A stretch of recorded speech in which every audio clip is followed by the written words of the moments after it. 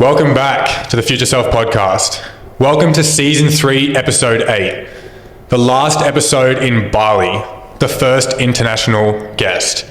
In today's episode, it was originally planned to be a solo one. Like I mentioned on my Instagram story earlier in the week, it was going to be just about the final bits of travel in Indonesia. I mentioned about trying to plan things with people and it just not aligning. But by chance, literally, we're in the gym. We'd seen each other over the gym over the week and a cafe too. And I was like, fuck, I'm just going to say hello. So I said hello, started to talk in, and then found how similar the journeys we're on are and what we do is. But today's episode 8, is with Sarah. So welcome. Thank you so much for having me. I'm so excited to be here. You're so welcome. So I want you to start this out by just talking a little bit about who you are. Oh, that is such a long-ended story. I feel like I've been through so many versions of myself. Like anybody in the personal growth space knows that when you're continuously growing, like I didn't even recognize the person that I was like 6 months ago. But the version of myself that I am now, I'm a woman who's very passionate about health and fitness. I'm very passionate about mindset. I'm very passionate about like psychology, inner healing, holistic health. But like my true mission on like in business and with myself, and I feel as though the reason like why I'm on this earth is like to help women love themselves and help women just be more confident, authentic in who they are. It's so interesting, and we spoke about this a little bit yesterday. Back at home in Sydney for me, who I was felt so individual. Like what I was doing, how I thought, it wasn't very common amongst everyone I was hanging around or surrounded by. But since traveling and coming to Bali and meeting people, not to say this is a negative thing or it'd be a bad situation, but I'm not that individual and it's not that special what I do necessarily. So like in the sense of the work we do, I think is special, but it's just about aligning around the right people. Because if you're surrounded by a group of people that aren't connected to you, you'll feel kind of like an outcast, or you'll feel different, or that you don't connect necessarily. But instantly, like we spoke for 2 minutes and I was mind blown thinking, holy fuck, like what I experience and think isn't that unique. It was fucking crazy. Now, I've done this once before in an episode. I want to ask you some rapid fire questions. Okay? Let's go. The answer is just agree or disagree. Okay. That's it. Then if we want to elaborate a little bit, you're welcome to if you want, or we can loop back around. Okay. Someone can't change. Disagree. Life is paved out for you and you just live it. Agreed. Everything happens for a reason. Agreed. Some people can do what some can't. Agreed. Change is easy. Disagree. You'd be comfortable with who you are now, right now, forever. Disagree. People come and go. Agreed. You can't control others' actions. Agreed. People are here to teach you a lesson along the way. Agreed. Working for yourself is easy. Disagree. Why are you traveling in the world at the moment? So this is something you can actually answer. Why am I traveling in the world at the moment? I felt like Bali for me was, this is going to sound so lame, but it truly was like my soul was like pulling me here. Like there's no reason, there's no like, oh, I wanted to like do this thing. Like it was purely just like my heart and my soul and my intuition, and it only got louder and louder and louder. And it was so funny. Right before I booked this trip, I remember looking through my notes in my phone. And in 2020, so it's 2024 now, back in 2020, October, it said like move to Bali. So I set this intention without realizing it 4 years ago. So I truly believe like somewhere it was like somewhere along my path where like my guides or like, you know, the universe or whatever your language is, the divine, whatever you want to call it, it was somewhere in like my timeline and my path to allow me to like ascend or expand or whatever that looks like. The type of language you use is somewhat niche to a specific way of thinking and living on this earth. So I feel like personally, people who talk similar to how you talk are very intense about that way of life. And then some people might project a lack of belief with, you know, universe or guides and things like that. How are you able to just be confident in the way you talk and think being the right way? I don't think there is a right way. When you say like language, can you riff a little bit more about what you mean by that? Yeah, it's more so the specific aspects of universe, guides, calling, like manifestation essentially is what you said 4 years ago, those types of things, that type of talk to me makes sense. So like I can connect with it and I can understand it. And a lot of the people you work with, I'm sure one-to-one would connect with that. Same with me, because they're alignment factors of who we are. But some people I've heard, even just talking about me specifically, call that waffle or weird or stupid. Like what seriously though, what like for you allows you to be so confident in thinking that way? I think it's less about thinking a certain way. It's more about, so the parts of me who are so deeply invested into like spirituality or personal growth or like consciousness or just your own, like getting back in touch with like who you are essentially. That whole journey for me, specifically around spirituality, like that part of me was suppressed for so long because I thought that part of me was weird. I was like, nobody can relate. I always kind of felt a bit of like a black sheep, like a bit misunderstood, like a little bit different. I've always like felt that in my life. And when I started doing like more work on myself, my self-worth, my mindset, it's less about like thinking a certain way and being like, oh, this type of language. It's more about like, no, like this is me stepping into like who I truly was always, but I just had masks up out of fear of judgment from other people. So it's less about like thinking, it's more about like, it's just the authenticity. And like, it's also recognizing too, like we're not for everyone, you know, we don't have to be for everyone, but the people who are so aligned for you and meant to be in your life, like they will gravitate to you just from like you being you. So there's no point like putting on a mask or thinking that you have to think a certain way or be a certain way. It's more just like stepping into like who you truly are always. And some people don't know who they are yet, and that's okay as well. That's also okay. And I'm still learning and growing. Like I probably have so much, you know, so much growing to go as well. But yeah, it's less about like, oh, this type of language or like thinking, and more just being like stepping into that essence of like who you truly are and just allowing like life to unfold in that way. Why do that though? Because a lot of the time people live their life in a way that is out of action for others, the approval of others, the thoughts of others, the confirmation of partners, parents, things like that. How can you just live a life knowing that the way you go about it, finding yourself, self-development and those types of things, like why do you do that? Why does anyone do anything they want to do? I mean, everything has no reason. We could just like go about our life, like watch Netflix, not pay our bills, you know, go on Uber Eats every night. Like we could do that and still be like infinitely loved. Like we could, but it's like everything's a choice. Like everything is the meaning that you give it. Sometimes some people are in a journey where they want to grow so much, and other people are so okay with cruising. Like when I came to Bali, I was like, I'm so okay with just like allowing the world to like unfold as it's meant to, and like allowing growth to happen as it's meant to, rather than like a past version of me that seeked out growth. Or like I feel like sometimes some people can be like, oh, I have to heal this, or I have to fix this, or this is a problem. And they seek out things to heal on their healing journey, when it's like, you can just be you and have that compassion. I just went on a complete tangent. Did that?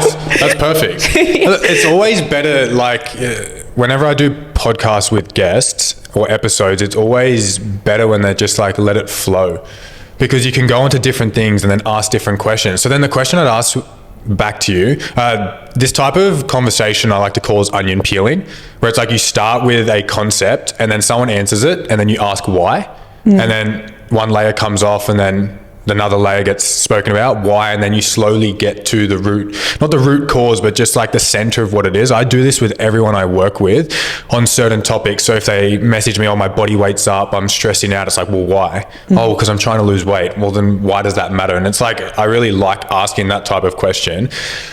A lot of people who do self-development, myself included, I'm not going to speak for others, it's fucking tiring. It can get really fucking tiring, and it's exhausting because it's never ending.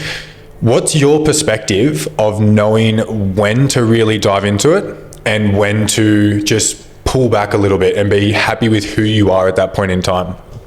That is such a good question. That's so juicy.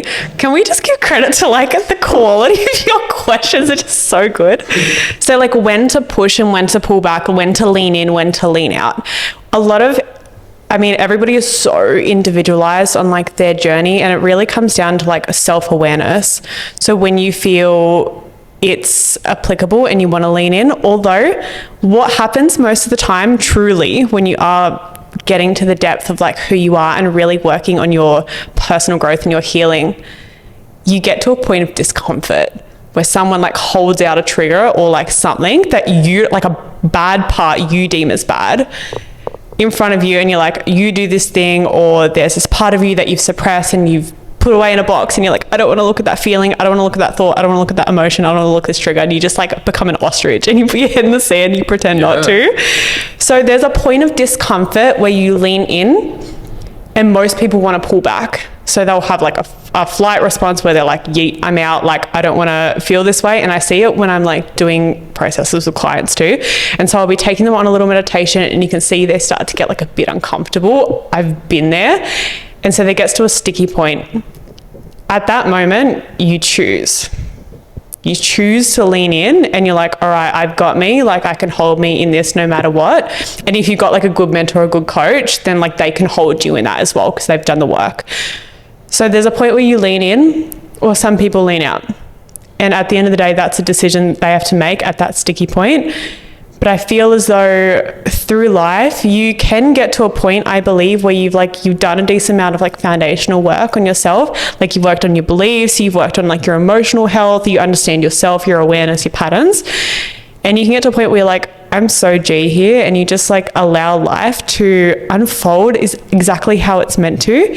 And I feel like you know when you want to do a little bit more work on yourself, you might have things like with wealth or relationships, or you're like, I don't know my purpose, or like I just want to learn to like love myself or my body. Like you might have specific things that you want to work on, and then you can decide and choose to lean into that. I think the big thing to add on to that, my perspective, like agreeing with a lot of what you said, is the fact that it's never ending. So anyone who starts out self-development or progress work, or they want to reach a goal, it's going to sound so cliche, but it's never about the end goal, because something like self-development, you can't sit there and go, I want to be this and I'll be happy. Because once you get to that person, your limitations and your barriers exceed. So then you know you can do more, so you want to do more. So anyone who starts it, anyone who's interested in moving into it a little bit more, don't think there's an end goal. But that doesn't mean that you have to always push for it. If you're not at the end where you're satisfied and you're comfortable, it doesn't mean that you've fucked it up or you haven't made it all the way. It just means that you're at a point in time. I really liked the leaning into it. And one thing I always struggle to actually articulate in conversations when people ask questions is when they say like, is it worth it, or how can you just do it? And it is just about doing it, because that lean in, nothing is solidifying you to lean in. It's just a choice. Nothing's encouraging you saying, lean in, this will happen. It is literally just taking a risk. It's like a rock jump ultimately. Like it's just choosing. Any rock jump has a danger, and it could either be fun as fuck, or you could jump and realize the water's actually fucking shallow and it wasn't worth it. But that's just the risk you ultimately have to take. Like that's what you need to be willing to put up with, because you're not always going to be able to control what you're given, and you're not always going to be able to control what you experience. So let's say like you're doing work with a client, and you in your head go, I know if you do this, your life will fucking change. Or you're like, oh, I just need you to change this one thing, like attempt this or try this. And you know in your mind from your experience that it'll work, but they're sitting there going, why would I do it? Why is that worth trying or attempting or risking? How do you navigate around that? Does that make sense? Yeah. Do you have a specific situation in mind that... I can give an example, but no, I don't have something specific. So for instance, it could be like you in your head thinking, if you looked after your physical health a little bit more by going to the gym, that would be really good for you. But someone who's never gone to the gym before and hasn't thought about it, they'd be thinking, well, like, why would I go? Why are you telling me to go? What's it going to do for me? How do you navigate pushing someone to do something new? I don't push and I don't tell. Okay. All I do as a coach, like how I coach personally, is I will educate on I guess, the education that they need, and then they can make their own empowered decision. So I will never tell someone to like do anything that they want to do. Usually at that point, my clients are like, I want to try this, or I want to lean in, or I want to try something new. And then it's our obligation and responsibility as a coach to hold them accountable to their standard that they can. So it's like, it's also so important too as a leader to just like meet people where they are. Truly, like, it's so okay. If you're training 5 days and you can't sustain it, there's no point. Like, drop down to 4, drop your ego. You'll probably get better results on 3 or 4 days than you would in a stress cycle of training like 5-6 days and like not growing, not progressing, like feeling weak in the gym. Like, it's an awful feeling. Like, meet people where they are, I feel, and meet yourself where you are. Like, that's also so important too. Like, if you can't sustain something, or if you're wondering, okay, can I actually accomplish this? Like, sometimes minimum effective dose is so okay. Sometimes that's so okay. And there's also a time and place too, like, of when, like, as a coach and ourselves as well, it's like, okay, when can I challenge myself and lean into that discomfort and stretch my capacity? As you said before, when you're trying to become who you want to become, there's going to be moments where it's like it doesn't always feel aligned and it feels a bit uncomfortable and it feels a bit clunky. And so that's us like leaning into a stretched capacity of the version of ourselves where like we can handle more and we can hold more, and there's push seasons and there's pull seasons, and you know, it's knowing when to lean in and when to lean out. It's something that I teach clients and myself like all the time, is like knowing when to push and pull. But I feel as though, to sort of loop back around to your question, it's never about like telling ourselves or as a leader or a coach that we should be doing something. It's more so making the decision on like what is right for them at that time, and that's not our decision to make, that's their decision to make.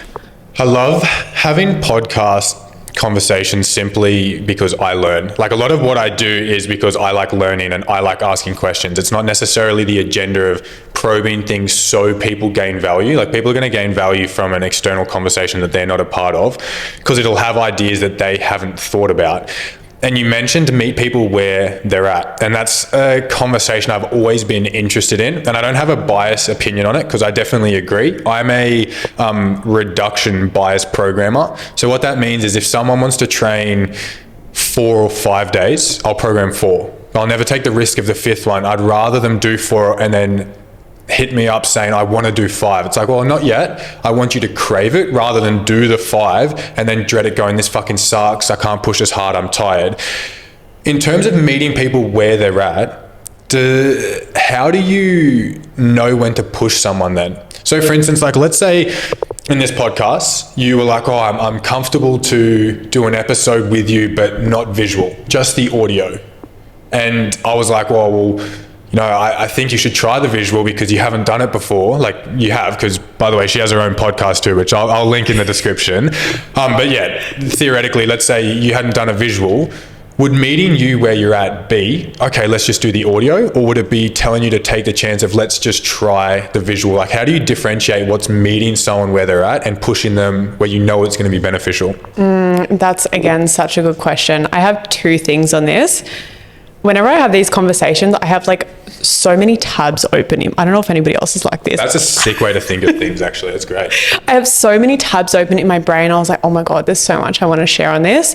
But meeting, like, how to know where to meet people with where they're at.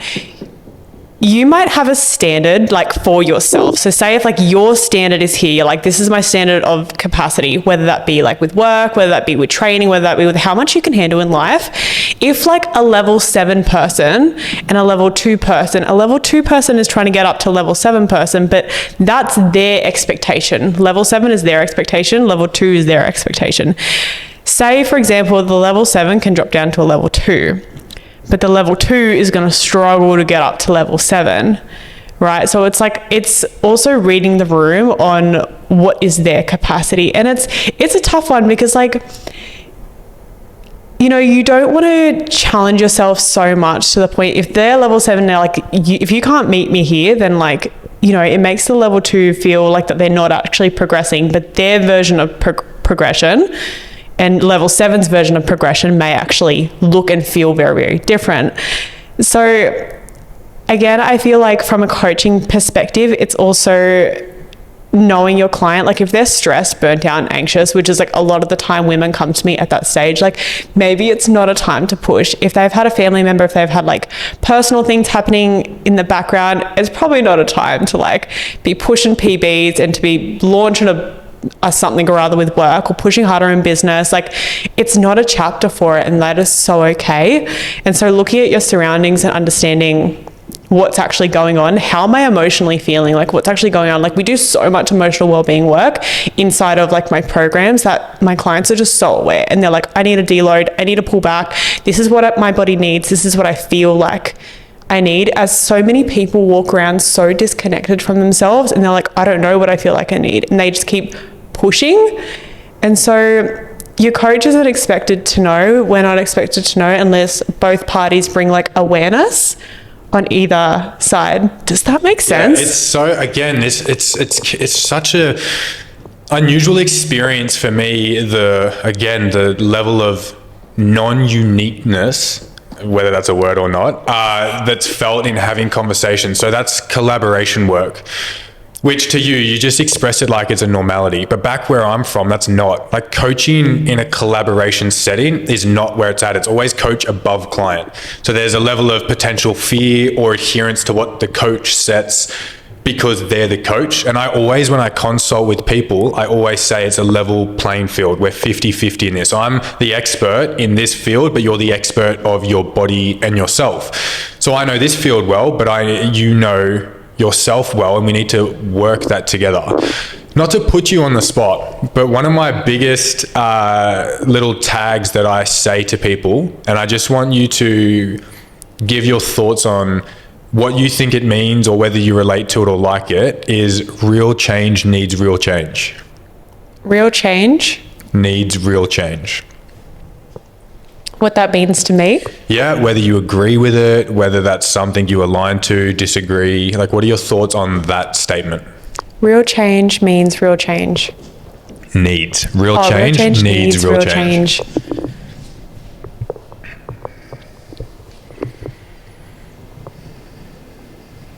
Yeah. I'm going to handball it back to you on that one. Tell me more. Oh, that's a really smart way to answer that question. That's good.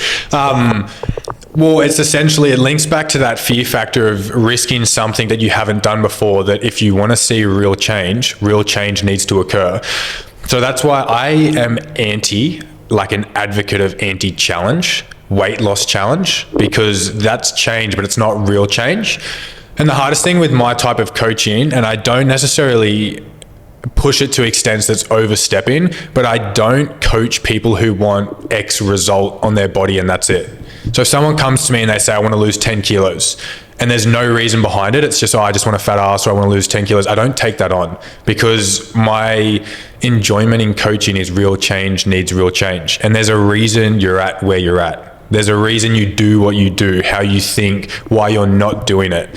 So that's kind of, that's like the scope of how I do things. And like, that's one of my favorite little coaching things. Do you have any like coaching dynamics that you push consistently? I like that. I also really love how you said 50-50 playing field, like just how you said that. I think that's so important. I'm actually going to take that nugget. Oh, sick. That's so good, because it is collaboration, right? It's shared purpose. It's like, okay, how can we like amplify this goal together? And you also mentioned too, if someone's like, oh, I just want a fat ass, or I want to lose 10 kilos. Also, guys, if you want a fat ass, that's so fine. Fair. I'm here. Everyone's like, oh, it's so superficial. No, want what you want just because you want it. But then also too, I wonder if we can utilize that curiosity piece that you have within yourself, because you're so good at asking questions. It's like, okay, like for what purpose? Like what's actually underneath that? You know, it's usually because I want to feel confident, or I want to be able to run all of my kids, or I want to like feel healthy so I can run my business so my brain functions well. It could be anything, right? So it's like getting them to understand like why our goals are actually so important to us, because like losing 10 kilos, like that's not, like I've never done it, but like that's not easy. Like running a business is not easy. Far out, like having a healthy, good relationship, I'm sure like long term that's really challenging as well. But anything that like you want so deeply is going to be like challenging, but like so worth it. Yeah, the thing that you said with that though, that's the key word, is want so deeply. So if you want something so deeply, there are reasons behind it. So like I mentioned, just to give clarity to it, I don't take on those journeys when there isn't a deep one underneath. When it's, I just want this, or I just want to lose 5 kilos. It's like, well, why? Just because. And the hardest thing with linking back to what you said, because to a lot of the degree, I meet people where they're at initially too, until I feel comfort to push them or probe them into new areas a little bit. I have never felt comfortable nor interested in forcing someone to have a goal that has depth. And I'm not saying that's what you do either, but just if someone says they want to lose 10 kilos and then they don't give a reason why, I don't necessarily enjoy probing a reason just to then take it on. So like I wouldn't sit there and ask until they say, oh, because as a kid I was overweight, and then it's like, oh fuck yeah, I'll take you on. Like that's not necessarily, I don't enjoy probing for that. Are you big on goal setting? Is that a big thing for you and your clients, and SMART goals and things like that? I feel like it's so relevant, because otherwise you're like, where am I going? But I also do, if like someone doesn't want to be pushed and probed, like of course, like don't lean into that. But if you've got like a relationship with your clients and you've got like trust there, I don't know what it's like for men, but for women, like with my girls, like we have such a strong relationship. So it's like, I also know them, like the longer, I'm sure you know anybody that's a coach or a leader, like the longer that you work with your coach or like have a mentor, like the longer I coach my clients, the longer that I understand them, I understand their body, their mind, their patterns, like how they feel, like how they operate, even how much volume that they can take on in the gym. Like it's so down to like the detail of like personalization. So like understanding again when to probe and when to not probe is so important. Sometimes some things don't actually need to be read into. Yeah, I like that. Okay, that's fair. 90% of my client base is female, which is really interesting, but it links back to that depth. Most females that come to me have a depth behind their goal, and the males that I work with are the ones that have the depth behind their goal. So whether it's overweight or skinny or lacking confidence or not comfortable within themselves, they're the people that I take on. And a lot of the guys where it's like, I just want to build muscle, or I just want to have a big chest or whatever, I have this subscription where I don't really have any connections to it. It's just a program that's updated, and I kind of palm off to that. What's the most common thing you experience as a coach with people when they come to you, whether that's a universal lack of confidence or a lack of direction? Like what's the thing as a leader or someone that's guiding someone else that you experience that's most common? A lack of confidence is a big one. I mean, like my whole program is based around building confidence. So usually at that point when they're like, oh, okay, like I know that I lack a little bit of confidence, like I have a bit of self-doubt, there's some comparison syndrome coming up, maybe there's some imposter syndrome or fear of judgment or anything like that. But commonly what this looks like in like their world is we'll notice like the negative self-talk or the inner chatter that could be about ourselves, about our body, about our work, and being like, oh, that little like not good enough story. We all have a little like not good, not pretty enough, not successful enough, not this enough, like whatever it might be. So usually it's like that negative self-talk is like the first thing that comes through. A lot of the women that come to me are like quite stressed and quite anxious and quite heightened a lot of the time, and they're like, I just want to feel like more confident in myself, my body, I want to feel healthy, I want to feel calm, I want to feel like capable of like what I want to achieve. And usually that's to be like a better leader, a better lover, a better self, like so they can show up like healthy, successful, confident in like who they are, but like also in your career too. But then, you know, you can have the body composition goals, like you can have the health, because if you don't have your health, you can't like accomplish these other areas of your life too. Yeah. Confidence, when I work with confidence with people, the way I approach it is a solidification of something I call exposure to experience. So the more they're exposed to an experience where it gives them confidence, so where they think they couldn't do something and then they push themselves to do it, they've experienced a situation that builds confidence. Confidence could also, and whether you agree with it or not, I'm happy to either debate it or discuss it, could be a choice, because you can fake confidence. And by faking confidence, it's actually being confident. I quoted this in my last episode where if you pretend to have courage, it's actually having courage. Because if you're pretending it, you're acting from a place of courage. So if you pretend you have confidence, that is actually being confident. How, when someone comes to you, do you not just immediately think, oh, just be confident, like just choose it? Like how do you, what's your systems? How do you approach it? How do you build someone's confidence up? I feel like you're thinking, and this is fully intuitive, by the way, I feel like you're thinking about it in such like a logical aspect. We're not logical beings. Like when it comes to confidence, it is so, correct me if I'm wrong. I rate that. Yeah. I feel like with confidence, it's so individualized to the person. So one woman's confidence might be, I just want to feel good in my skin. Like I want to feel like comfortable in my skin. I want to feel like my partner can hold me at night. I want to feel like worthy of having a man. I want to feel healthy in my body. I just want to feel good. Some people want to build a strong physique, badass, so fine with that too. Like whatever that version of confidence is, but a huge thing that I reiterate is like your worth doesn't actually come from your body. Like if we can build up, like, yeah, we can get a strong physique, but if we can build up like your self-worth, like confidence is gonna shift. Like confidence changes. Like I'm trying to ride a scooter at the moment. I'm not confident in that, but like I'm gonna choose courage and I'm gonna give it a go and I'm gonna build up my self-trust. And the more that I build up my trust in myself to be able to ride a scooter, I'm going to get more confident. But if I didn't lean into the discomfort of like trying new things, I would never be able to get there. So confidence is going to fluctuate. You might walk into a job role, you might be a nurse, or you might be, I don't know, I'm very comfortable like in my career as a coach, so I'm confident there.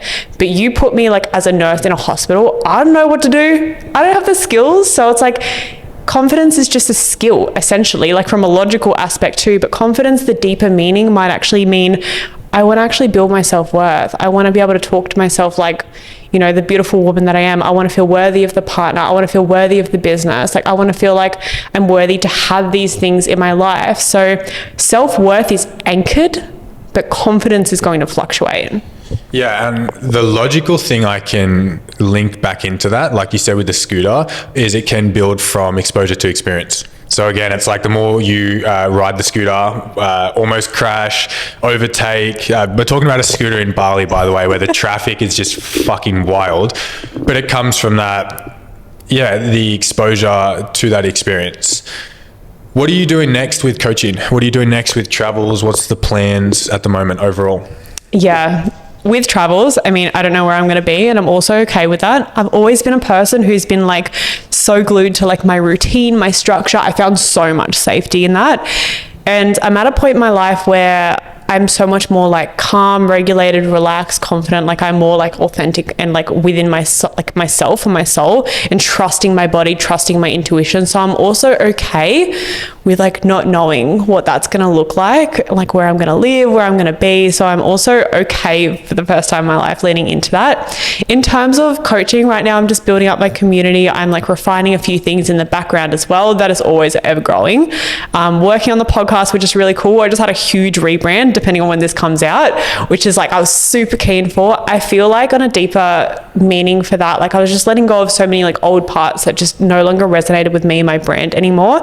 And so your business grows with you, and I just had so much more to give to like my community and like the women in my world, and it was doing myself and others a disservice to continue like down that old brand. So I rebranded, fresh vibes, super keen. Yeah, that's me at the moment. I rate that. Do you, what growth comes from travel that can't or doesn't come from being at home? So for instance, I always had this idea that when you travel, I might go on a tangent for a moment, but I'll bring it back. When you travel, you meet people, but you don't meet people unless you're open to it. Like realistically, we met yesterday and we could have easily just looked down, walked past, and then not be doing this now, but you need to be open to it. Like look up, smile, say hello. Same with growth. You need to be open to it.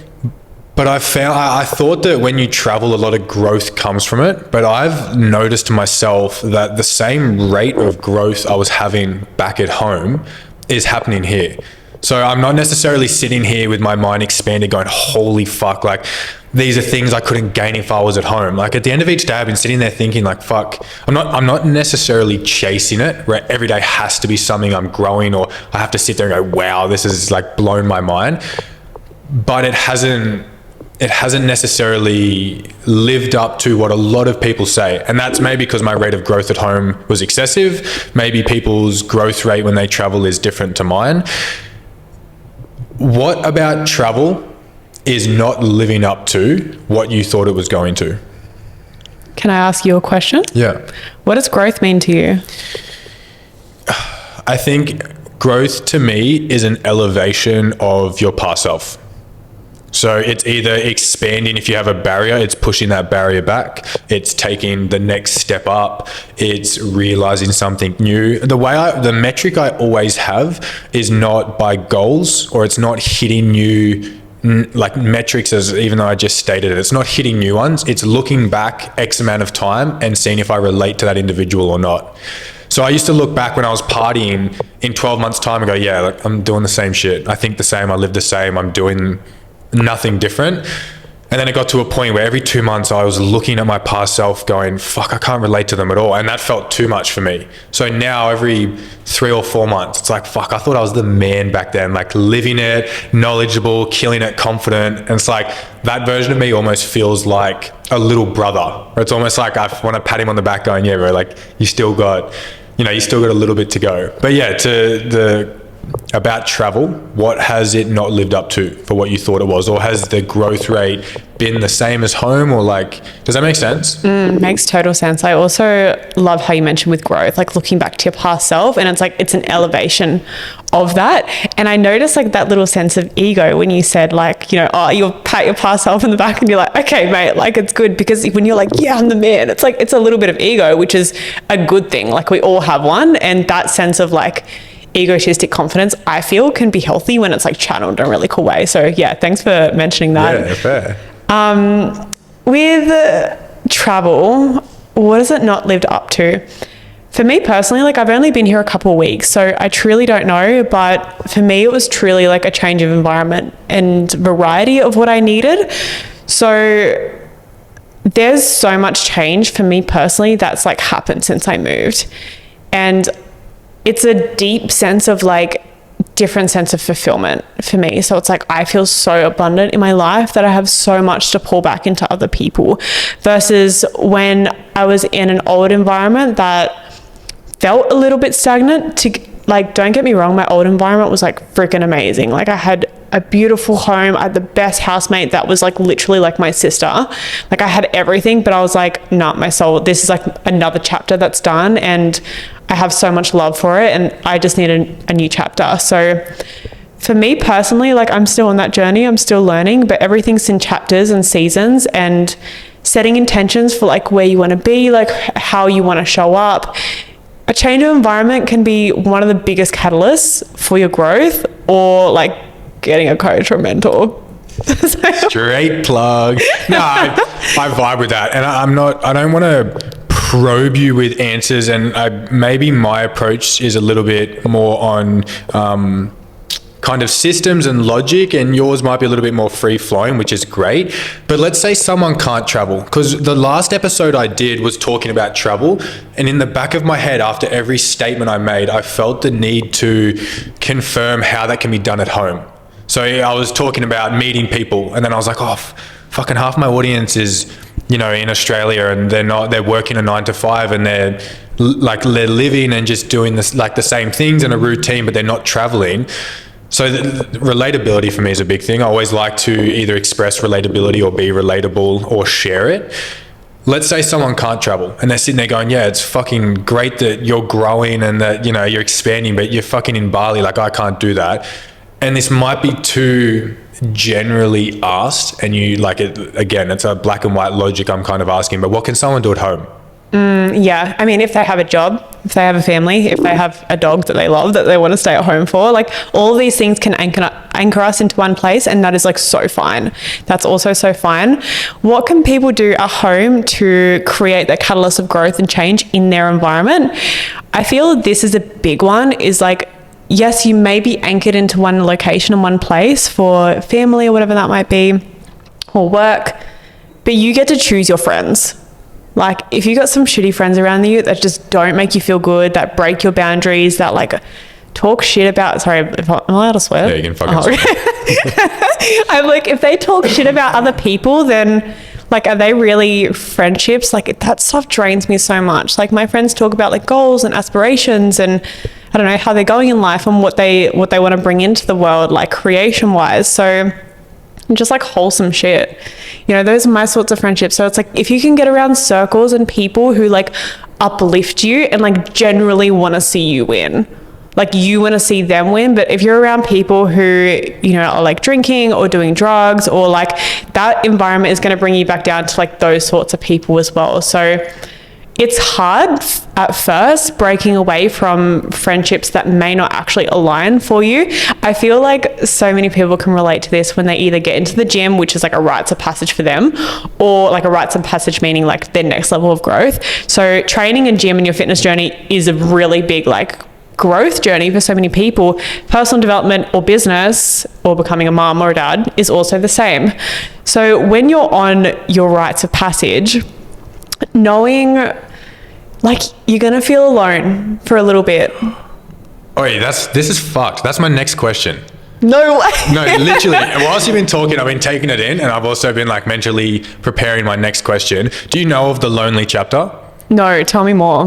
Okay, well, you I think you will, but like the expression of what it is that when you don't currently fit your lifestyle, friends, maybe there's friction between friends, partner, family, but you're not yet solid on who you are. So you haven't attracted new people, new friends, partners or groups or situations or experiences. So it's that position in the middle. It's like the gap. Yeah, it's the trench between two different fucking countries, essentially. The lonely chapter is what it's been coined as because it's fucking lonely. I call it the gap.